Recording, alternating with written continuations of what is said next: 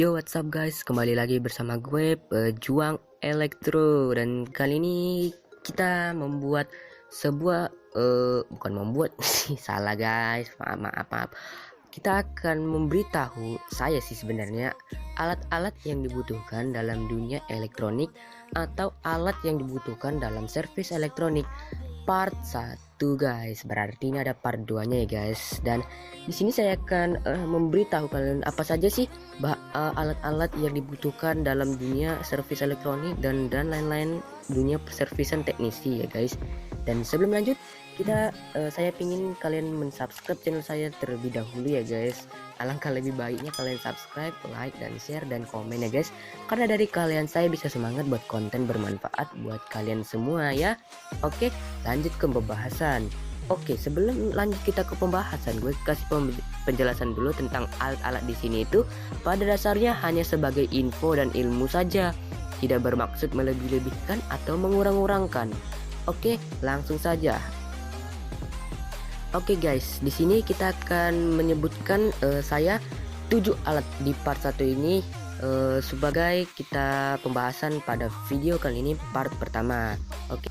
Pertama, kita bahas pada alat yang semua manusia pasti punya. Tentu saja obeng, ya kan? Obeng terbagi jadi 4 macam obeng. Obeng khusus plus atau tambah, obeng khusus minus atau negatif, obeng universal, dan terakhir obeng test pen. Pertama, obeng plus atau tambah. Gak ada yang khusus sama obeng ini. Cuma setiap rumah pasti ada. Gak cuma orang yang berkebutuhan seperti teknisi dan lain-lain. Lanjut, obeng minus atau kurang. Obeng ini sama seperti obeng plus atau tambah. Tidak ada yang khusus sama nih obeng. Dan setiap rumah pasti ada obeng yang satu ini. Lanjut, obeng universal. Obeng ini seperti namanya, obeng ini adalah obeng yang bisa dipakai ke segala jenis baut. Obeng ini adalah jalan satu-satunya bila kalian ingin cari obeng dengan baut yang bentuknya agak berbeda dari yang lain. Seperti di gambar saya akan tunjukkan ya guys. Obeng ini satu-satu jalan ninja kalian. Lanjut, obeng test pen. Obeng ini gunanya buat cek tegangan atau cek api pada listrik tersebut. Nggak ada yang istimewa sama seperti obeng plus atau minus.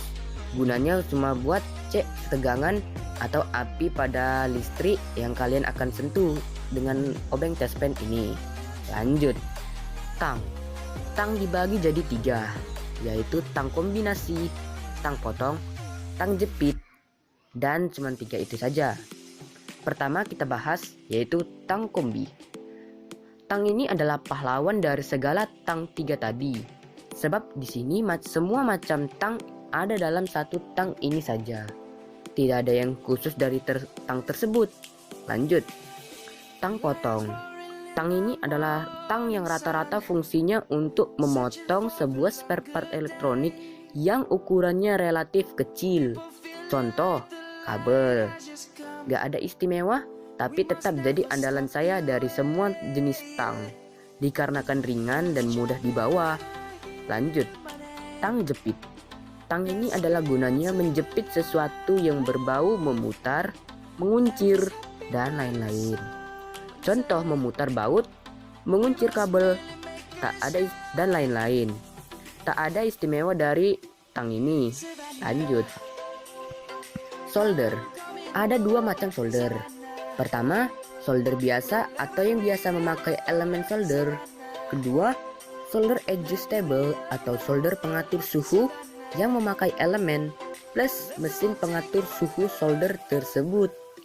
Di sini sudah tidak perlu saya jelaskan lebih spesifik, tapi intinya solder tersebut gunanya buat memasang, mencopot, dan lain-lain. Yang bedanya adalah dari solder adjustable ini, dia ada semacam pengatur suhu yang membantu user yang orangnya males cabut kabel dari stop kontak tersebut. Oke, lanjut. Slot tip.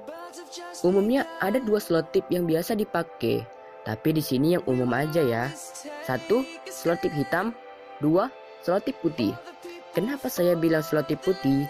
Bukan yang timbal balik atau ditimbal balik bisa dilem gitu. karena itu jarang dipakai buat teknisi. Bukan jarang, maksudnya biasanya.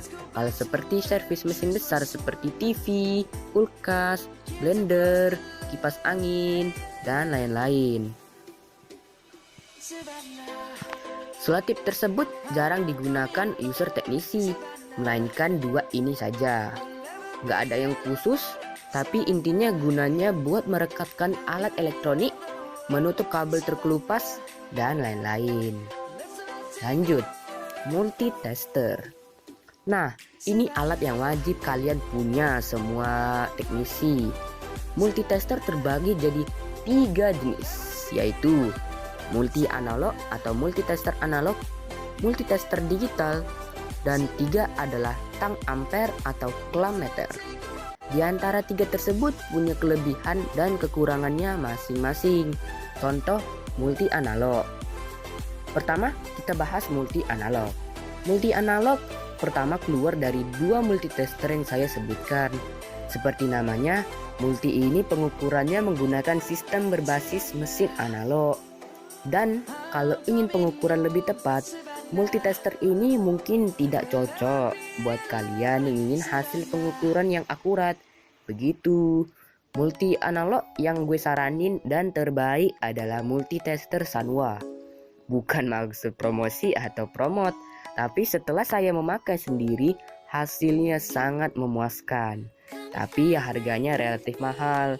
Ya namanya ada harga, ada barang. Oke, lanjut. Multitester digital. Seperti namanya, multitester ini menggunakan sistem berbasis mesin digital.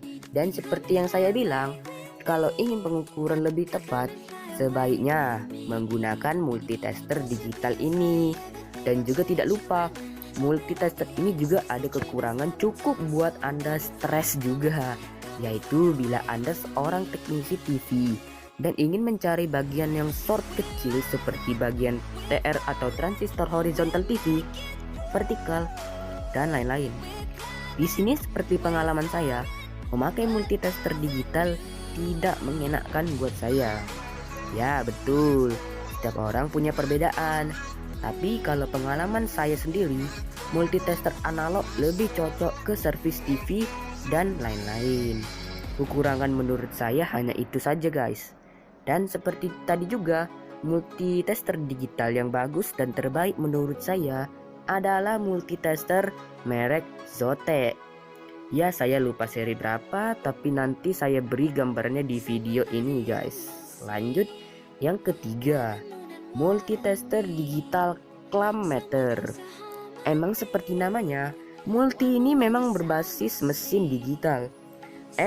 Ada tapinya.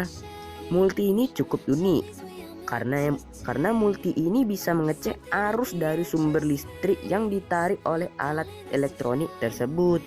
Contoh, bila ada kalian mendapat servisan sebuah AC yang tidak dingin, nah alat ini adalah alat yang wajib kalian punya karena rata-rata kerusakan AC yang tidak dingin bisa dicek berapa arus yang dipakai AC tersebut.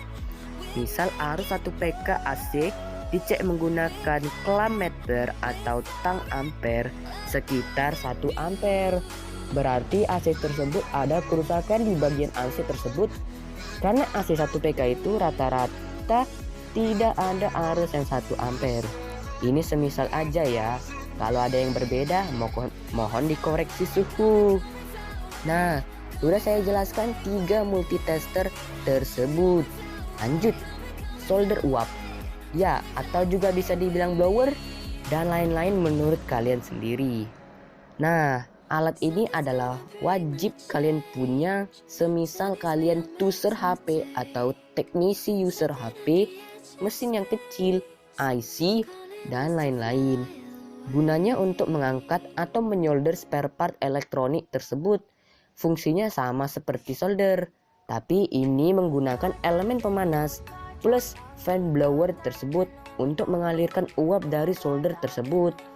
Solder uap banyak tersedia macam-macam merek karena rata-rata harganya yang sama dan fungsi dan kegunaannya sama. Oke, lanjut.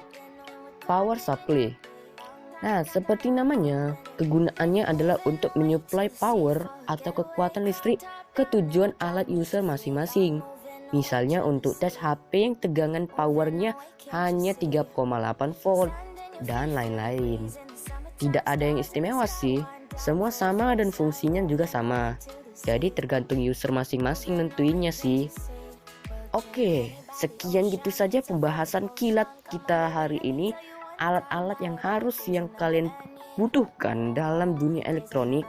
Tapi jangan sedih, karena ada part 2-nya ya guys. Di sini saya cuma bahas 7 alat yang kalian punya dalam servis elektronik, dan semua yang kalian butuhkan ada dalam video ini guys. Oke, segitu saja saya pembahasan kali ini.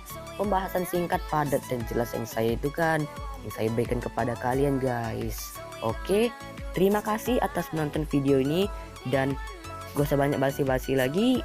Jangan lupa subscribe, like, dan komen, dan di-share juga guys, supaya saya makin kuat dan makin banyak nanti berbuat yang aneh-aneh lagi buat kalian, ilmu pengetahuan ya guys. Dan komen yang banyak guys, supaya video ini makin cepat part 2-nya guys. Oke, see you next time, stay healthy, dan goodbye guys.